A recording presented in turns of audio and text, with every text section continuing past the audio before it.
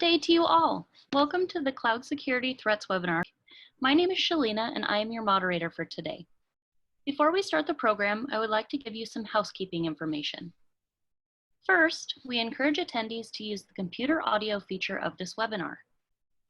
During the program, should you experience any audio interference, such as static or intermittent audio due to a busy network, please use the optional phone connection, which is listed in the audio tab of the webinar interface. Second, we will have a question and answer session at the end of the program. You may submit questions anytime using the Q&A tab of the webinar interface, or save your questions until the end. Next, the video of the webinar and handouts will be available after the event. All attendees will receive a notification once the video is live, which also includes links to the supplemental files. Feel free to download these helpful files for your reference later on. Last, but certainly not least, a survey will be available to you at the conclusion of this webinar. Please take the opportunity to provide feedback on your webinar experience. Our presenters for the webinar today are Sherry Davidoff and Matt Duran. Sherry Davidoff is the CEO of LMG Security. As a recognized expert in cybersecurity and data breach response, Sherry has been called a security badass by the New York Times. Her new book, Data Breaches, Crisis and Opportunity, is available now. Her professional experiences are featured in the book Breaking and Entering: The Extraordinary Story of a Hacker Called Alien. Sherry is a GIA certified forensics examiner, GCFA, and a penetration tester, GPEN, receiving her degree in computer science and electrical engineering from MIT. Matt Duran is the Incident Response Team Manager for LMG Security. He is an instructor at the International Black Hat USA Conference, where he teaches data breaches. A seasoned forensics professional, Matt specializes in incident response, ransomware cases, cryptojacking, and banking Trojans. Matt holds a bachelor's degree in computer science from the University of Montana and previously worked as a Blue Team Field Technician System Administrator for 10 years. His malware research has been featured on NBC Nightly News. Sherry, feel free to take it away. Thank you so much, Elena, and thank you everyone for attending. Very excited to talk with you about cloud security threats because, of course, we have been seeing a huge spike in the number of organizations leveraging the cloud. As we'll see in the next few slides, people have been rushing to the cloud over the past month or two, and the result is that we have a lot of holes that hackers are taking advantage of. Here you can see Microsoft is reporting that cloud usage is spiking 775%. Every single day, they have 44 million users with over 900 million meeting and call minutes. So that's a huge number of users that are suddenly using Teams. And that's just Teams. We also have seen a spike in the number of people using Zoom. Zoom, of course, has gone from 10 million to 200 million users over the past few months. And similar video conferencing solutions have been seeing increases as well. Now, Microsoft has come out and said, okay, guys, everything's not perfect. We get it. Even our IT suppliers are buckling under the weight of this new load. So Microsoft, as you can see, has admitted to degradation in the deployment of Sun compute resource types. And they said it's a drop below our typical 99.99% success rates. So we are seeing some degradations in service, weird bugs, things like that because of that. And that's affecting everybody. Here you can see that rapid change across different types of organizations. So enterprises, you can see on the right in the dark green, have adopted the cloud at a significantly higher rate than planned, 30% of the time. And another 25%, it's slightly higher than planned. So almost 60% of the time, they're rushing to the cloud faster than they were anticipating. Similarly with SMBs, 13% of them are rushing to the cloud significantly higher than planned. And we don't really have time to go through the whole, the normal security vetting process. Criminals are also recognizing how dependent organizations are on the cloud these days, and we're starting to see them change their attack tactics. So for example, DDoS, distributed denial of service attacks, have of course been around for quite some time, but criminals are taking them more seriously now. If you look at the top right there, attackers launched a DDoS attack against a food delivery service, takeaway.com in Germany, and they demanded 2 Bitcoins or $11,000 to stop the attacks. And my guess is, and this took down the entire business, by the way, customers, some of them were able to put orders in, but their whole, the business's systems were not able to process it because a lot of their systems were down. They have to refund customers money, all kinds of problems. So, and so many people are dependent upon delivery services that this absolutely impacted people's daily lives for those that were dependent upon the food delivery service.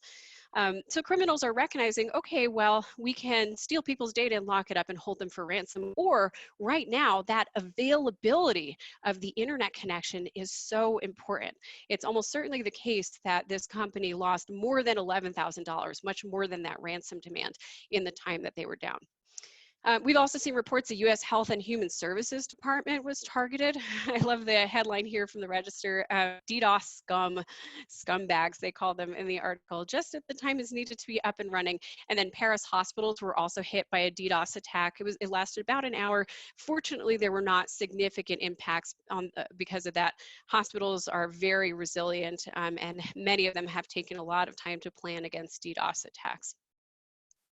Here's a report by Kaspersky showing the number of DDoS attacks in Q1 of 2020 compared with 2019. And as you can see, in Q1 2020, those DDoS attacks have ramped up substantially. The maximum duration of attacks is now at 214% in Q1 2020, compared with well, obviously 100% Q1 of 2019, a year before, and that had actually dropped down a little bit later in the year. So it's spiking across the board. The duration is longer, things like that.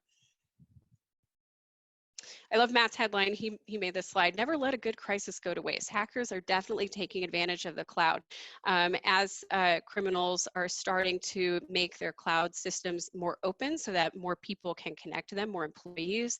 Criminals are taking advantage of that, and we're going to see that throughout this presentation. Here you can see a screenshot from a new report out by McAfee talking about how cloud native services are targeted. And they list 3 different methods. Number 1, compromised credentials. Number 2, vulnerabilities. And number 3, misconfigurations. And we're also going to start off by touching on lack of control, which is something that many organizations have challenges with. You can't secure your data if you don't know where it is. And now that so many more people are using the cloud, often we don't know what data is where, and it's hard to keep that contained. Speaking of which, Symantec did a study last year showing that 93% of the people surveyed, leadership within organizations, 93% grappled with users oversharing cloud files containing sensitive and compliance-related data. And I'm just curious to get a show of hands here. How many of you are find this to be a challenge as well, where you're struggling with users sharing data, putting it up in the cloud, maybe without clear permission for doing that? Yeah, I see a lot of people raising their hands. I think this is something that all of us are struggling with. How do you contain your data when people have such good access to the cloud? 68% have seen direct or likely evidence that their data had been for sale on the dark web. And that statistic surprised me as well. But when you think about it, many people get bombarded with breach notification, and you can go to haveibeenpwned.com, type in your email address, and see all the different data breaches that your information has been stolen in. So not surprising when you sit back and think about it. So let's talk about some of the reasons why we need to be concerned about cloud usage. One of the things that many normal employees don't think about, or sometimes executive teams don't think about, is simply the terms of service of certain cloud providers. Because you have this expectation of privacy, which in some cases is not warranted. For example, when you upload documents to the cloud, they give themselves a lot of liberty. And here you can see a snippet of their license. It's been pretty much the same for years with only minor changes. So they say when you upload, submit, store, send, or receive content to or through our services, you give Google and those we work with a worldwide license to use, host, store, reproduce, modify, create derivative works, et cetera, communicate, publish, publicly perform, publicly display and distribute such content. So if you have people using the free Google apps or free services, they may not realize that Google has the ability to publicly perform their emails or publicly share the documents that you upload. It's really important to look at the terms of service for all of these cloud providers and make sure that you have appropriate business contracts in place that limit what they can do with that information. Sometimes just uploading information to the cloud is a breach in and of itself, and we've seen a number of HIPAA fines because of that. So what can you do about this? Well, number one, I would start by establishing clear cloud software, a clear list of cloud software that is approved. So you can tell your team members, hey, here are the 3 different ways that you are allowed to share files or communicate using video conference or whatever it is. Because if you don't give everyone a clear method for sharing documents in the cloud or for using video conferences or the other things that they need to do, then often employees will find a way around it. So take the time to look up appropriate providers, get those business contracts in place, make sure you understand what kinds of information are going to be uploaded. And there are different service providers that will help you meet your compliance needs. ShareFile is a great example. I really like Citrix ShareFile. This is an example where they're specifically supporting financial institutions. They offer FINRA approved cloud storage. They do the same for healthcare. And there's other cloud providers that have similar options. So understand what kind of data you're going to store up there, and then make sure that your cloud provider can support you in your compliance needs. Here's another report that was out by McAfee recently. So even once you get that list of software nailed down, you still have to make sure to track what kind of information is uploaded to the cloud. And this is a big challenge. 24% of people say a problem is that we all have lack of visibility into what data is in the cloud. Now, Microsoft is a great example where they can help you audit your data in the cloud. There are data loss prevention systems that you can use as plugins that will help you categorize your data. But by and large, this is a really challenging problem. It's hard to stop people from uploading random data. We also have an inability to monitor the cloud. Cloud providers have some very nascent and immature cloud monitoring systems, and even the best of them, Azure, AWS, they're still frequently making changes. Matt and I recently did some experiments in our lab and did a talk at RSA on cloud monitoring and some of the challenges that come with it. And even as we were in the lab doing these experiments, we would find that Microsoft would take a feature away quietly without telling anybody, so we couldn't monitor network traffic, things like that. So they're constantly changing. We are seeing a shift to maturation and to better tools being available. So we're going to make a point of highlighting how you can monitor your cloud systems throughout this presentation. That's something we're going to focus on. And then, of course, there's the issue that, when most of us were in college, we did not have classes on cloud cybersecurity and monitoring, right? I mean, the cloud didn't even exist when I was in college. So right now, throughout every industry, there's a lack of staff with the skill sets needed to secure cloud infrastructures. And that's especially true now that so many different organizations have suddenly ramped up. Plus, when cloud providers are constantly making changes, then the training that people do have becomes outdated very quickly. Okay, so now let's jump into one of my favorite data breach case studies, Capital One. Capital One, of course, was hacked last year, and they lost a large amount of information. It was all over the news.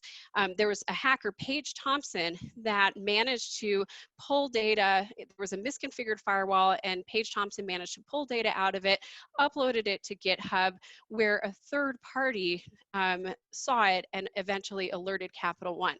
Couple interesting things about this case. Number one, Capital One did not detect this. They did not detect the theft from the cloud at all. And that brings up a lot of questions about cloud monitoring. So we recreated the Capital One hack in our virtual laboratory just to see exactly what alerts would pop up. So we'll show you those in a couple minutes. The way the hacker did this was, first of all, they almost certainly scanned the internet for misconfigured firewalls. The vulnerability, the misconfiguration that occurred in the Capital Capital One case was not unusual. There was a researcher named Brennan Thomas who did a study and scanned the internet with a common tool and found that there were over 800 available AWS instances, many of which had sensitive information like usernames, passwords, or more. So there were publicly available tools out there in the hacker community that people were using to identify systems that were vulnerable. So it is almost certainly the case that Capital One is not alone.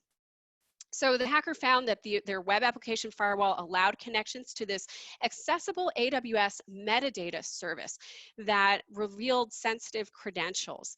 It's not supposed to do that, but you have to configure your web application firewall to disallow connections from the public internet.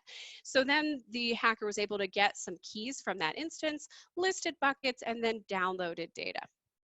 And again, because the hacker bragged, that's how Capital One ended up getting notified and found out about this months after the fact.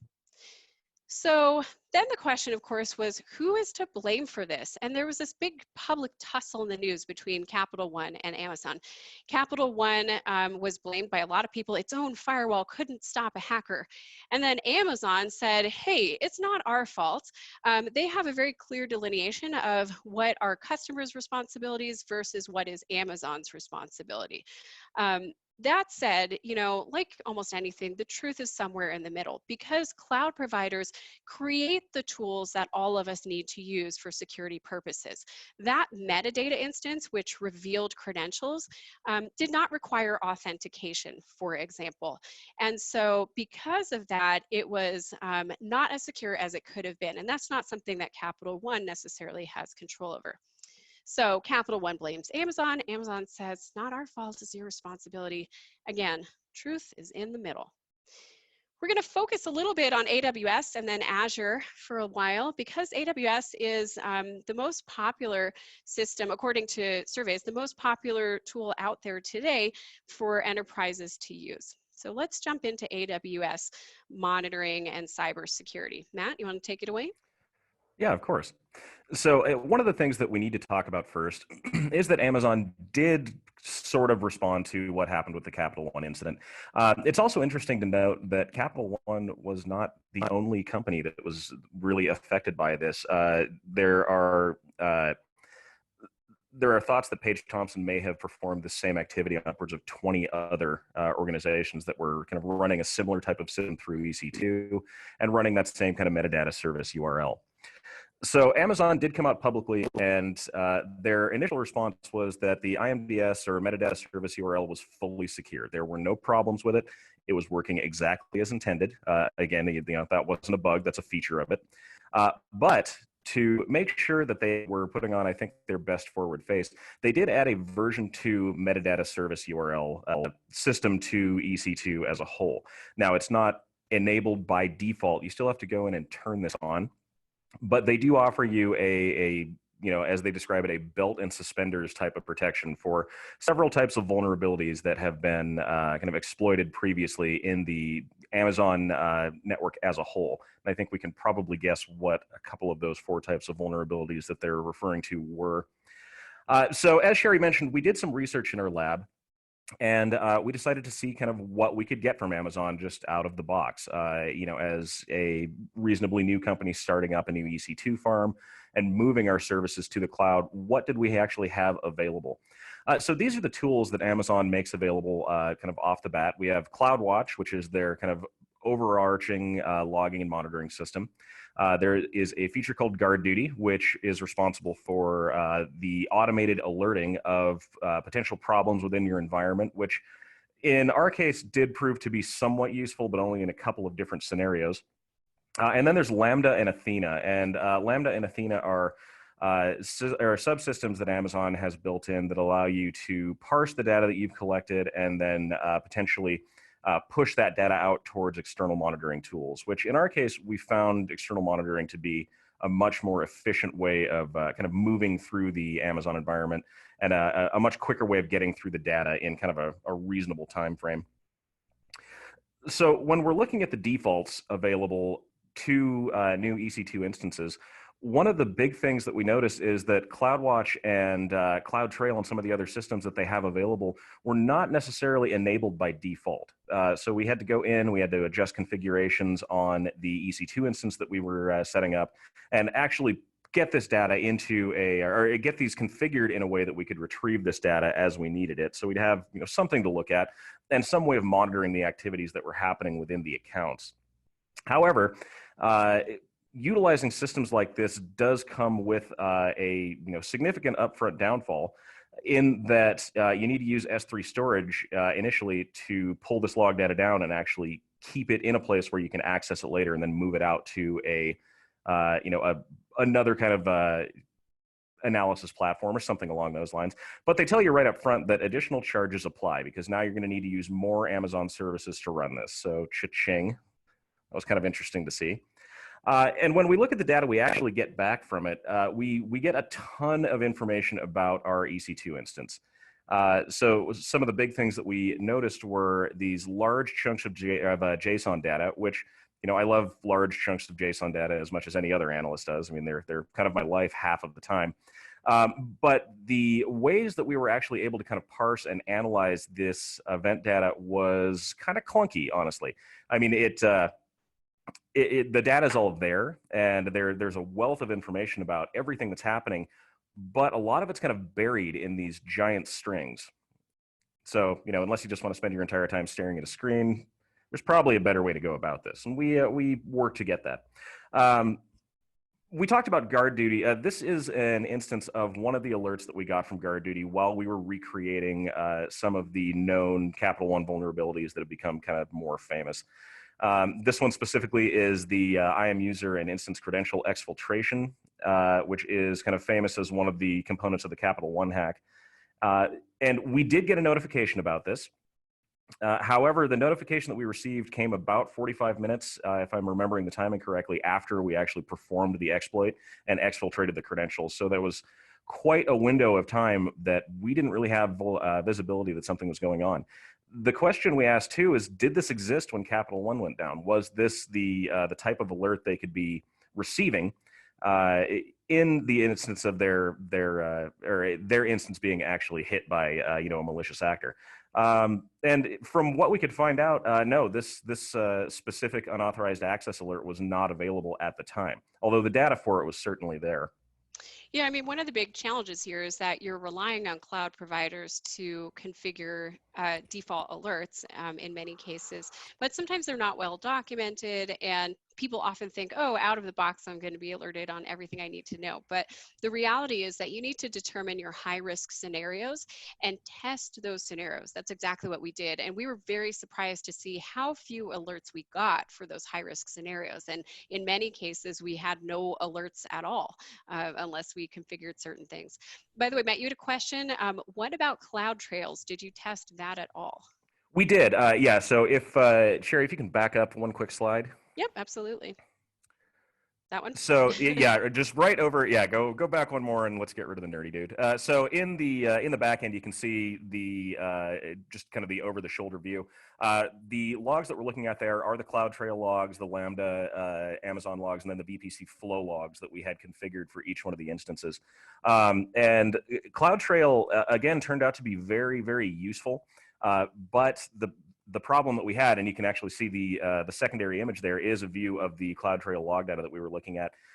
Again, it's a ton of information, but some of it's really cryptic and is a little bit difficult to get through without the proper tool set to effectively analyze and kind of work with that data. Otherwise, I mean, it's just a giant batch of text files, which again, I love. I mean, that's my life most of the time. But I know that especially in an enterprise environment where you don't have someone dedicated to monitoring that type of an environment and actually parsing those logs, on a 40-hour-a-week basis, we want to find a way that we can dig through that a little bit faster. Great, thanks, Matt. Yeah, no problem. All right, and now the big dog. So this was a story that we actually just ran across pretty recently, which was really, really interesting. Speaking of cloud misconfigurations, cloud problems, and well, a lot of the dangers of what's actually kind of hiding in the cloud environment.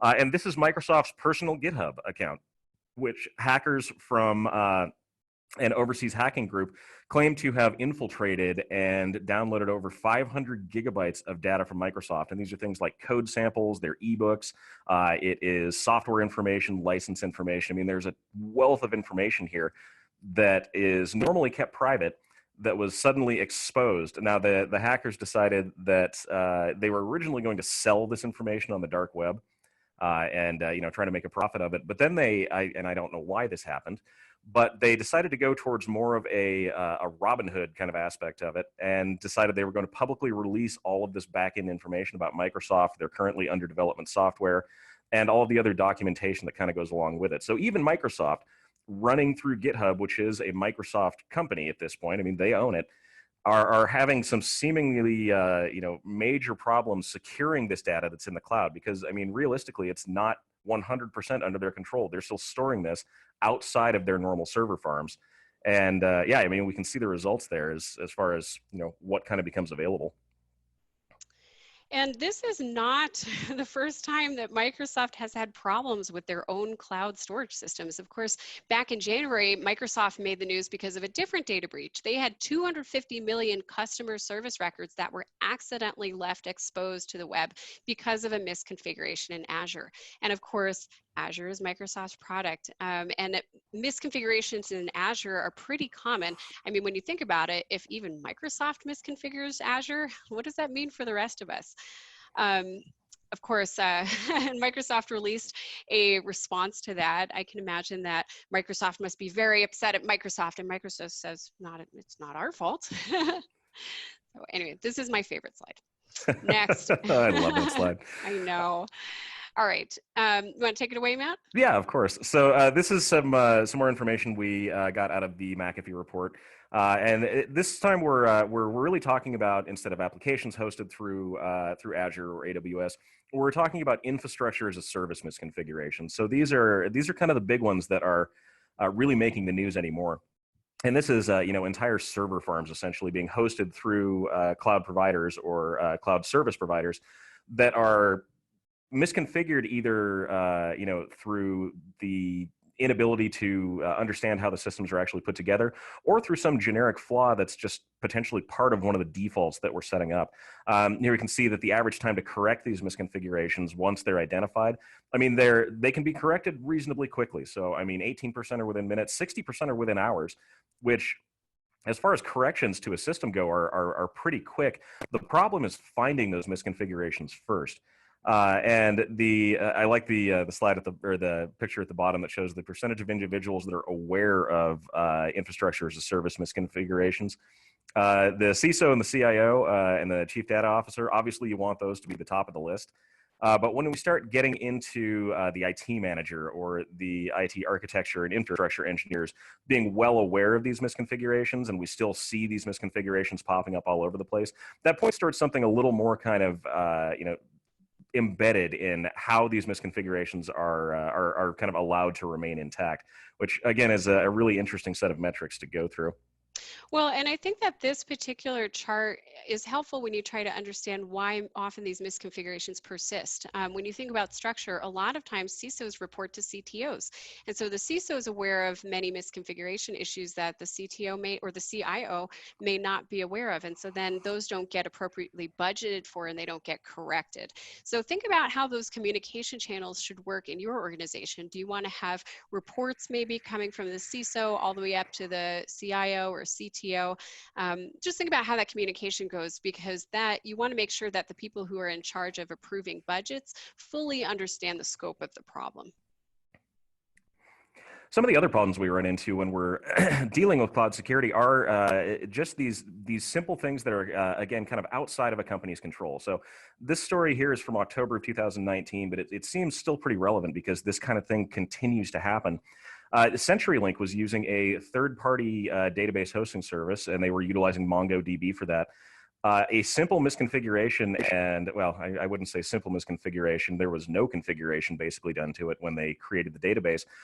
They left a wide open database with over 2.5 million customer records left in plain text, available for anyone who could find this database to access, download, kind of do whatever they wanted to with. And in a lot of cases, as was the case with this one, CenturyLink didn't find out about this on their own. There was a third-party researcher who was out scanning for these open databases and happened to come across this giant treasure trove of CenturyLink client information that, again, they were ethical about it, and they notified CenturyLink. CenturyLink did take care of the problem. But the fact that without the, let's call them an ethical hacker at that point, without their intervention, who knows how long this database would have sat open and who else might have gained access to it. Data deposit box is another one of these, kind of stereotypical data breaches that we're starting to see happen with cloud services. So Data Deposit Box is a company that handles online backups, and they advertise as being the source for secure online backups, which, as we can see, was not quite the case here. They had they had a misconfiguration in an Amazon D3 instance that they were using to hold backup data, client data, and a bunch of other pieces of information about their clients that they, again, kind of left open. A security researcher found it and noted not just that it was there, but the wealth and format of the information left a lot to be desired.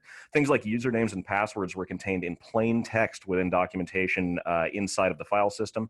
There were lists of the clients. There was the level of service they had, file pathing for everything contained within these systems. And again, this is a backup company, so the backup, which is kind of your silver bullet against a cyber attack, is now exposed to really anyone who has the ability to log into an unsecured S3 or D3 bucket, which, as we all know, is pretty much anyone that wants to. I mean, it's not really a difficult thing to accomplish.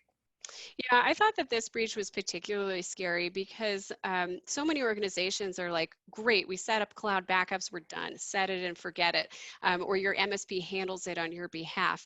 And to think about, to consider that your backups might accidentally get exposed, that's just a frightening idea. And it's something that we need to, put some work into researching, really understand the security precautions that your cloud backup providers are taking and how they would notify you and how quickly they would notify you once they discovered an issue like this. Exactly. Estee Lauder is another big name. These S3 buckets and data exposures in general have become classic at this point. There have just been way more than you can possibly count over the years. So we just decided to show you guys some of the more recent ones. Again, this is another one just from the past few months where a researcher discovered a non-password protected database that contained 440,000 records. These were internal records. The saving grace here was that they were not customer records, but they did contain email addresses, presumably for Estee Lauder team members. They included application logs, all kinds of sensitive internal information that would enable attackers to launch additional targeted attacks on the company. So this is the kind of thing where there's going to be ripple effects for Estee Lauder. It probably dramatically increases their vulnerability to additional cyber attacks down the road. So just scary, and another just simple misconfiguration. But don't worry, all is not lost. So since we've, obviously compromised S3 buckets and people accidentally leaving their buckets open or leaving things exposed to the public internet is, let's be honest about it, it's an epidemic when it comes to data security. There's really no getting around that fact. But most of the major providers, Amazon specifically, which kudos to them in this case, have started offering some pretty good ways to go around this. So this is a screenshot of just an S3 bucket listing, which anyone who uses S3 is probably familiar with what this is. But there is that public indicator on the screen, and that tells you that the bucket that you're looking at is open. There are no encryption requirements or authentication requirements to access it. Anyone who has access to the Amazon network, which again is pretty much everyone, can potentially get access to that bucket if they can find kind of the fully qualified path for it. And as we've seen with several presentations at cybersecurity conferences over the last year, crawling Amazon's web servers and finding accurate paths to these buckets is trivial at best. All you need is a little bit of processing time and an internet connection, some free scripts you download from GitHub, and you're pretty much off to the races, which a lot of security researchers do at this point. And this is exactly what they're looking for. Things that are public, but maybe not meant to be. Well, and Amazon comes out and says that they're not responsible and customers are responsible for deciding if information is public or not. But let's face it, again, they have a hand in deciding how easy or hard it is for people to make these configuration changes. So this was a change that has come out just within the past couple of years. It did not used to be as obvious. They didn't used to have like a big yellow button that said, this information is public right there. And nowadays, whoops, sorry, they have an easy way for you to check your S3 bucket permissions. That didn't used to be the case. So I think this really illustrates how much power Amazon has. And it's really important for customers when you're deciding where to put your data, vet your cloud providers and see how easy or difficult they make it for you to secure your systems. In fact, these little buttons remind me of, when you're driving down the road and you see an area where there's a, people walking sign and lots of lights and you're like, okay, something bad has happened here before. And that's the case. There were just so many Amazon S3 bucket exposures that Amazon was like, all right, we need to put up some like big flashing lights and make it really obvious to people. Well, and to Amazon's credit now, the last 3 test S3 buckets that we've set up, including the last couple that we put together for our research, was, Amazon was loud and proud about telling us that, hey, you're configuring this wrong. This is a public bucket.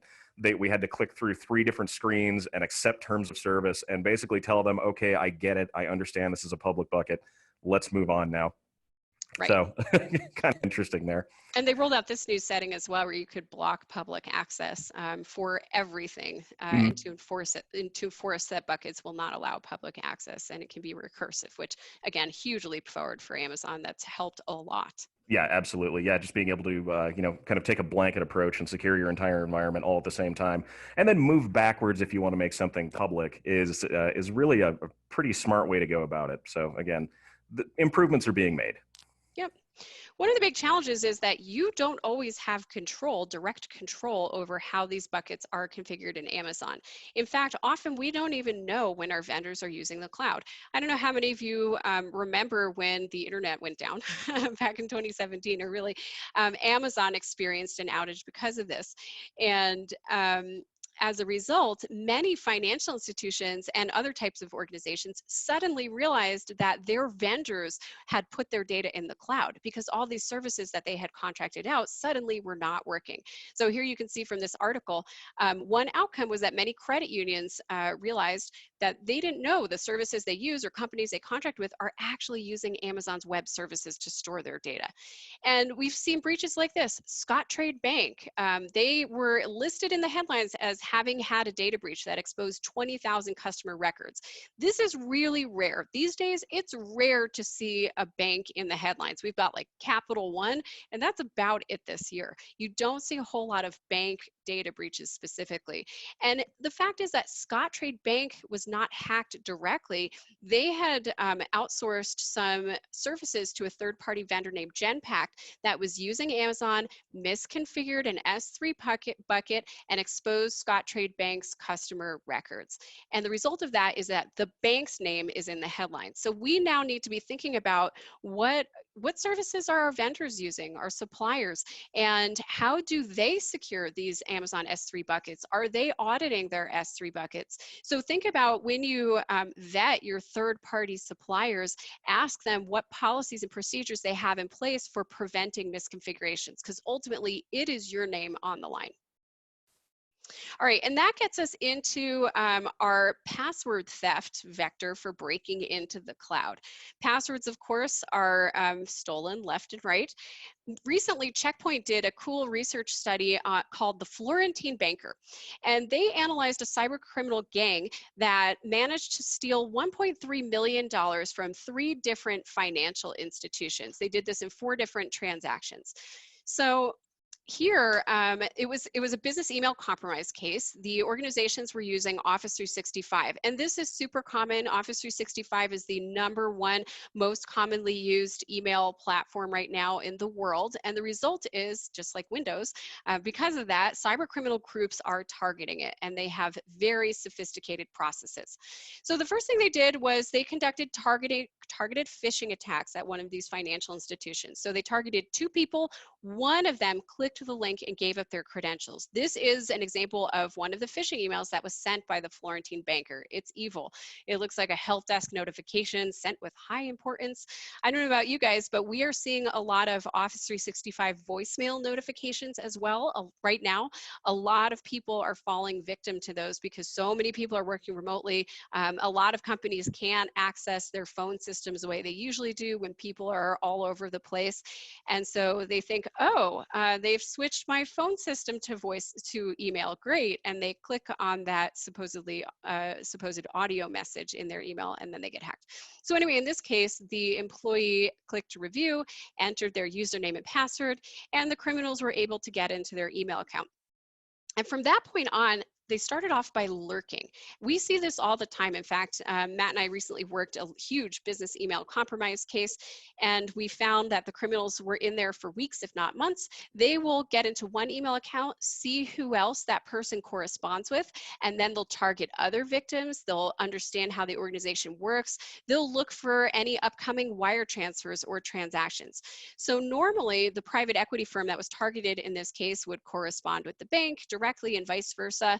And then the criminals, after they start to understand the scenarios, what complex transactions are about to occur, they start setting up lookalike domains. So they decide who they want to send fake invoices from or what payments they want to redirect. They create lookalike domains, and then they start creating email rules in the victim's account that will send emails to different places. And once that happens, they're able to jump in, redirect those transactions, and collect the cash. So in the Florentine banker case, they stole $1.3 million. They were only able to recover about 500, and sorry, that's not dollars, it's pounds. They were only able to recover about 570 pounds. We're seeing a huge surge in business email compromise scams right now. The FBI just last month released an alert that says COVID-19 themed scams are on the rise, so watch out. Again, business email compromise is when someone steals your password, breaks into your email account, and starts searching for invoices, wire transfer fraud, and then ultimately money goes out the door. Just to fill you in on these scams, in one of these cases that the FBI alerted us about, the client requested that all invoice payments be changed to a different bank because their regular bank accounts were inaccessible due to, quote, coronavirus audits. And, we know that many businesses are going through uncertain times. There's naturally a sense of urgency for a lot of companies about receiving payments. And we are seeing changes to people's banking processes as well. So in this case, the victim sent money to the new bank account and took a significant loss before that fraud was discovered. So watch out. We are seeing that all the time. And that gets us to the weak link, your password. How many of you, show of hands, hate passwords? I hate passwords. Yes, thank you. Passwords are dead to me. That's great. And even if you pick the strongest password in the world, numbers, letters, squirrel noses, 25 characters long, if one of the websites you use that on gets hacked and that password gets stolen, and then an attacker reuses that on a different site where you also use it, then game on, they are in. So over the past couple of years, we've found a very large number of passwords just floating around the dark web. Of course, beginning of 2019, there was collection number 1, where 773 million email addresses and passwords were just out there for free for anyone to download. Over the years, we've seen the Yahoo breach, where billions of passwords were lost, and they were broken up into small chunks. What you see on the bottom is the real deal market on the dark web, where the hacker Peace of Mind was selling Yahoo passwords for at 200 million Yahoo passwords for about 3 Bitcoins. At the time, that was about $1,800. Obviously, Bitcoin has gone up since then. But that's really common, where they'll break up those databases, sell them. You can see on the right that hackers were selling 117 million LinkedIn passwords. How many of you use LinkedIn? Probably a lot. Drop me a line on LinkedIn afterwards if you have any questions. But the challenge is, thank you for raising your hand. The challenge here is that even when people know they need to change their passwords or reset them, often they'll add a 1 at the end, or you'll change spring to summer or 2019 to 2020. And the hackers are onto you. They are onto you. And they have automated tools that will try those variations of passwords as well. So the big issue these days is password reuse, where criminals have tools like the one you see here, Sniper, available from anywhere between $2 to $20 on the web. They just check the websites that they want want to target, they feed it in a list of stolen credentials that they've either bought or found on the dark web, and away they go. They just check and see where those credentials or variations on those credentials will work. According to Akamai, there have been at least 61 billion credential stuffing attacks in 18 months where criminals will take those passwords and just stuff them into any website they can think of. Everything from Domino's to your bank account, to your email account, to your Nest login or more. And this is actually, Matt found this. Microsoft announced at the end of the year that they found compromised passwords were used on 44 million Microsoft accounts. They decided to do a check. They got a list of passwords that were already stolen. They checked to see who was using stolen passwords, and lo and behold, 44 million people with Microsoft accounts were still using passwords that had been stolen and had not been changed. So passwords are dead to us. So how do you protect against email hacks? Well, first of all, knowing that they're happening is important. Or if an email gets hacked, how do you know exactly what attackers read? How do you know what they got a hold of? And how do you detect this quickly so you can kick them out? Matt, you want to jump in here? Oh, I'd love to. My favorite. So, yeah, so what we're looking at here is the built-in Security and Compliance Center for Office 365. And for a lot of companies, this is kind of their first line of defense against the badness that is happening within their environment, or at least the potential for attacks or the potential for compromise that we see. And we actually at LMG end up using a variation of this in a lot of business email compromises that have to do with Office 365, because again, there is a wealth of data that you can pull back from the unified audit logs that can help you identify and kind of stem these things before they become much bigger problems. Now, that's not to say it's not without its fair share of problems. And here's a couple that we've run into in using the system.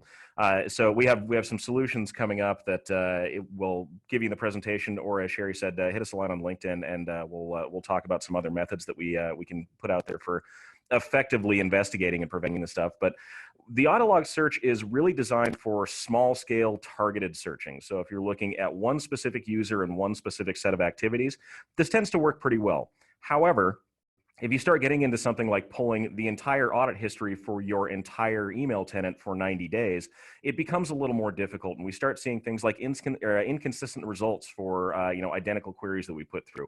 We would pick the same date range, the same time range, the same users, and the same activities, and we would get different numbers of hits back depending on I guess time of day and whether or not you were holding your foot off the ground when you hit the submit button.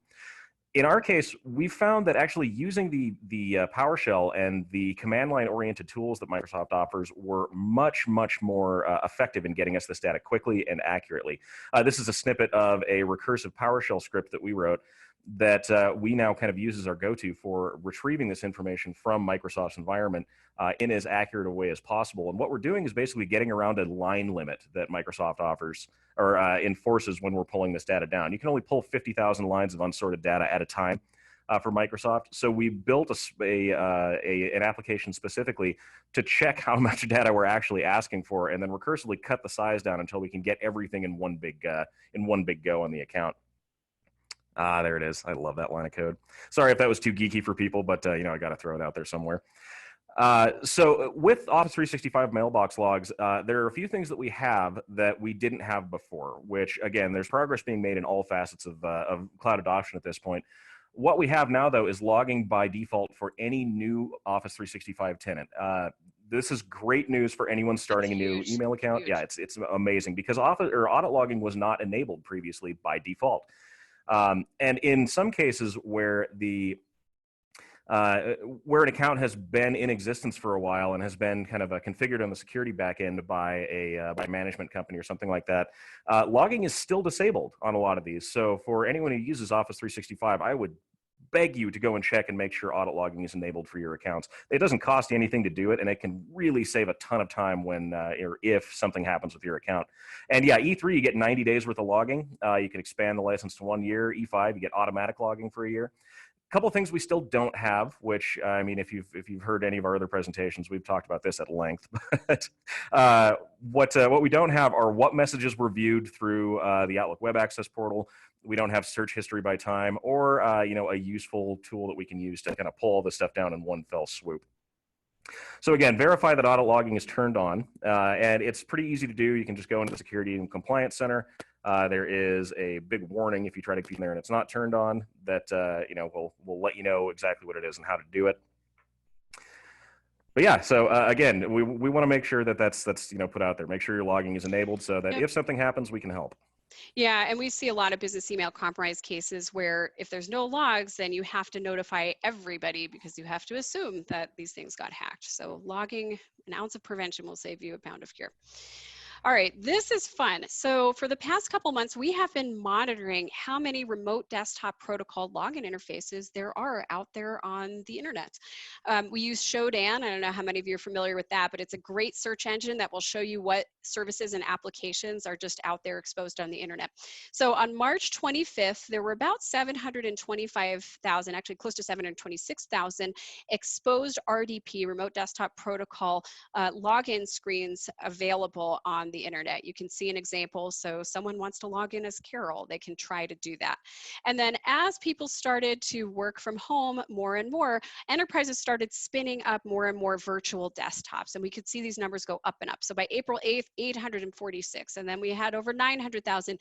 And as of this week, there are over 1 million exposed RDP login interfaces out there on the internet for hackers to attempt to log into. One of the top ways that ransomware gets installed is through RDP. So criminals will either steal credentials or just buy them on the dark web, break in, and then install ransomware, hold an organization hostage. So that's just one of the results of this that is going to become more and more of a problem. Absolutely. And here we can actually see that problem in action. Here is a brute force attempt against an Office 365 tenant called Hack Me Inc. Again, if you've ever been through one of our presentations, we like to beat up on them a lot. But this is what the unified audit log data looks like when we pull it down from Microsoft kind of by itself. And again, along with or in the same vein as the Amazon data, we want to get this into a system where we can effectively and quickly analyze this data. In our case, a lot of times we'll look towards open source tools to do that. I know there is, some apprehension about going through bigger companies like Splunk or someone like that because there is a cost associated with it. But if you're willing to put the time in and you have the expertise on your staff, then something as simple as like the Kibana or the Elk stack, the Elasticsearch, Logstash, and Kibana stack, which is an open source data processing engine, works really well. I mean, this is logs that we've ingested into the Elk stack that we can use for graphical analysis, and we can see pretty clearly here that yes, there's a credential stuffing attack happening. So that's either someone that needs to have multi-factor enabled, or we need to take a look at exactly what is going on with that account and why all of a sudden it's being targeted like this. Matt, we had a question from Jason. Yeah. Are these direct RDP interfaces not behind something like a VPN or RDS gateway? And that's in reference to our exposed RDP interfaces. Correct. Those are RDP interfaces that are directly exposed to the internet. You can easily correct this problem by putting those behind a VPN. I have been scanning our clients' networks and my family's networks just to find these exposed RDP interfaces so that people can put them behind a VPN. Everyone's just rushing to get people working remotely, and we're seeing really simple problems like that. Yeah, So exactly. In our testing, we went about the kind of same thing by setting up a couple of RDP interfaces and then searching for them specifically on Shodan. And yeah, I mean they're right there. So again, when we're looking at the quality of log data and how you can analyze it effectively, this is a screenshot of a Splunk dashboard for Office 365. And you can see exactly how nice this would be to have. I mean, we've got our impossible travel alerts, we've got our geolocation set up, like it's all just right there in front of you. So definitely something to at least keep in mind. Although, again, remember that, some of these things do cost money. So budget that in. From a practical standpoint, centralizing your logs is critical. And I think that can be the biggest challenge with the cloud. You end up with like dozens of different cloud applications. Really make an effort to try to get those exported to some central source, because otherwise you will not be able to monitor them. So the other thing you can do to prevent problems, of course, is to set up two-factor authentication, both for your email, also for any remote login interfaces. Just a quick refresher, when we talk about authentication, we're talking about verifying someone's identity. And in cybersecurity, we do that in three ways: with something you know, something you have, or something you are. Two-factor authentication is when we use two different ways of authenticating somebody. So remember, passwords are dead to me. I think they should be dead to you too. If you're securing something just with a password, you should consider that vulnerable. Use two-factor authentication. There are cheap and easy options. A great example is Microsoft's Authenticator. You can set it up with Office 365 in like 5 minutes. Same thing with Google Authenticator. It is always better to use an app as opposed to text message because text messages are not encrypted. They can be stolen using SIM jacking attacks or things like that. So if you want to see some little videos of how to set it up, go to lmgsecurity.com/passwords. So actually, Matt, I'll let you talk to this one because I know you're excited about this case. Oh, I am. Yeah, Clearview AI. So if you're not familiar with the Clearview AI model of business, Clearview works with facial recognition software, and a majority of their clients are law enforcement agencies. And through a vulnerability that was allowed to kind of remain in one of their cloud accessible servers, their entire customer database was hacked. What also is really interesting about this, they maintain a database of 3 billion photos that have been collected from publicly available sources like Facebook and Google Plus and YouTube and Venmo and LinkedIn. And this is actually what they're using to kind of tune their facial recognition software, which poses some really kind of interesting ethical questions about who owns that data or who should have available access to that kind of data at a moment's notice like they do, and whether or not they're able to take it and store it. Because obviously, I mean, their own lawyer has come out and said that data breaches are a way of life in the modern world. So do we trust them to keep all this stuff safe? Something to think about. Just like a legal meh. Exactly. Yeah, it happens. What we really just need to remember, though, is that there's no cloud. The cloud is just other people's computers. So we need to be able to trust that the people who are maintaining this data are doing it responsibly and actually, going to keep us safe moving forward.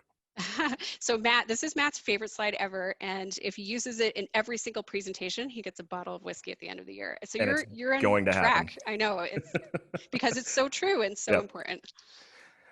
So again, with the adoption of cloud service, I mean, we're seeing new types of attacks out there. This one specifically is a privilege escalation attack that is that Azure Active Directory users are vulnerable to, and it's a pretty trivial attack after initial compromise to pull off, but it's called a skeleton key attack, where anyone with Active Directory access can potentially access the usernames and passwords of everyone else in the AD tenant.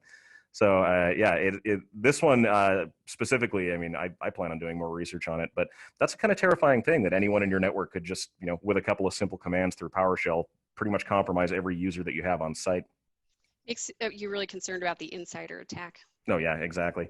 And then SaltStack. So SaltStack is, I don't know how many of you use security automation response, but SaltStack is a major vendor for that. And currently they have 2 vulnerabilities that they're telling you to patch now. But attackers can use these vulnerabilities to basically take over your host automation server and then push new automation responses out to everything that's attached to it. So they can essentially hijack your entire workflow in one fell swoop. Nice. Okay, so just to wrap things up, we'll stick around for questions for a few minutes. As you're looking at the cloud, many of us have already jumped or leaped to the cloud, and now's the time to take a step back, maybe think about how we can clean things up, all the decisions we made last month. Take a look at the cloud providers you're using and walk through this checklist. We also have it as a handout with some more detail, but think about who has access to your information and make sure that you're identifying specific cloud services that your team members are allowed to use and specifically asking them not to use other ones. What kinds of authentication are supported? Use two-factor authentication everywhere you can. And if your cloud provider is not supporting two-factor authentication here in 2020, that should be a giant red flag for you. Think about who owns your data, what location they're in. As we talked about in last month's webinar on remote work security, researchers discovered a Zoom server that was located in Beijing, China. So that really brings to the forefront questions of privacy and compliance and monitoring. And by the way, if you're interested in learning about remote work security, that webinar is online in our resources section, and this one will be as well at lmgsecurity.com. Think about monitoring and logging in the cloud. Certain providers like AWS and Azure have more advanced capabilities. Some cloud providers have little to no monitoring and capabilities, but you should at least be able to find out who has logged into your account, what time they logged in, what IP address they logged in from, and be able to collect that information centrally. Think about if there's, jumping ahead, if there are security issues, will you know about them? You can require that they give you a summary of their security assessment results. I know that because at LMG, we sometimes do assessments of cloud providers. We always write them a letter of attestation that they can provide to customers, but they're not going to give that to you just because out of the goodness of their hearts. You usually have to ask, and sometimes you have to build it into your contract. And then finally, if there's a cybersecurity incident, if there's a breach, when will they tell you? We've seen lots of cases like the 24/7 breach where they don't notify provider, or they don't notify customers for months, like 5 to 6 months. So understand how quickly they will notify you so that you will be able to take appropriate action to protect yourself. So take a look at that. We will send out an email afterwards as soon as the video is ready, and we'll also include a link to the handouts so you have that. And I think we'll take maybe 2 or 3 minutes for some questions. Thank you, Sherry and Matt. We did have a few questions that came in from our audience. Number one, have incidents or attack detections increased or shifted? What new types of attacks are you seeing with all the remote work? Yeah, I think the big one is the increase in distributed denial of service attacks as more and more organizations are dependent on that. So think about what your organization would do if you were hit with a distributed denial of service attack, what resources you have to protect against it, what fallback measures you have, what are you going to do if the internet's down, right? And then attackers, of course, are trying to target those remote login interfaces that have really sprung up. Yeah, exactly. I mean, what we've seen in incident response is a massive increase in basically just attacks that either target and try to take over or disable your your cloud services.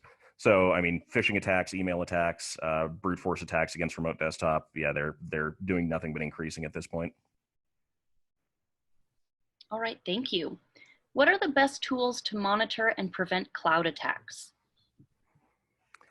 So there are a number. I mean, it's a really good question to ask. I know the ones that we have experience with are tools like Splunk and ExtraHop and Graylog and other kind of logging and customized setup monitoring systems along those lines. There's also a lot of built-in stuff with your cloud providers themselves, which the tools are getting better. So advanced threat detection through Microsoft is really good. And the newer versions of Guard Duty and Detective through Amazon seem to be pretty promising. Great. Also, centralization, I just wanted to add, is key. If you can get your information centralized, that's really going to help you detect and respond to issues quicker. I see we have a question. Would there be any interest in offering a class on configuring AWS CloudWatch and Guard Duty? I love that idea. We can certainly consider that, and we'll keep you posted. Alrighty, and we have one more. Is the Office 365 Magic Unicorn tool available with a premium license? So the Magic Unicorn tool, for those of you who have not been following our research over the past few years, was a tool that Microsoft did not intend to put out there. It was an undocumented special interface that would let you get information about like what the search history for a user, what email messages were read, even if logging was not yet turned on. So it really saved some companies bacon. But the problem is that Microsoft has never acknowledged, it's like the redheaded stepchild, they've never acknowledged that this tool is legitimate for forensics. In fact, when we speak with their DART team says it is not appropriate for forensics use, which is crazy because a lot of insurers and a lot of several other large forensics firms have used it. So it really calls into question some of those results. That said, Matt, do you want to answer the question about whether or not it's available with a premium license? They did kill access. Of course. So there are certain pieces of the Magic Unicorn tool that we consider to be kind of the cornerstones of why it was effective that are being integrated into the regular monitoring for Microsoft Office 365. So things like the mail items viewed, some increases in the amount of data you can get back from search history are going to be available. In the E5 tenants, if you move into Microsoft's advanced threat detection and threat protection software license programs, there are some notable increases in data that you can get there, but they're not really specific to Office 365. They're more targeted at Azure and Active Domain usage and data. All right, we had one more come through, and I think we can just squeeze it in. Would you prefer SIEM as a centralized log collector for any other tool? And what would it be? That's a good question. So centralized log collection, I really like the move towards cloud-based log collection. Me too. Working with yeah, I mean it's a cloud service, I know, but but yeah, moving towards you know a constantly upgradable and constantly evolving kind of cloud collection service like well, I mean, we'll just throw out Splunk. They're one that I've used extensively that I really like. Again, it gets a little pricey to do it that way, but I think inevitably that's kind of the way the entire market's going to go. So I mean, we're The going right to do tool, it. yeah, and the right tool for your organization will depend on, you know, what kinds of other network equipment and software you already have in your environment as well. So if you have any questions about specifically what you should be using, feel free to drop us a line. You can see our contact info up there. Drop us a line on LinkedIn or other places. Again, you can see our checklist on how to secure your cloud. You have a link up there, and we also have cloud security services where we can help you configure your monitoring or things like that. So thank you for the question. Perfect. Alrighty, thank you, Sherry and Matt. Once again, this is Shalina with LMG Security. We would like to thank everyone who attended. Please take a moment to fill out our survey that I'll shoot out to you here in just a moment and let us know what you thought. The recorded video from this presentation and handouts will be made available to attendees, and we will send out a notification once it's live. Thank you all and have a fantastic day.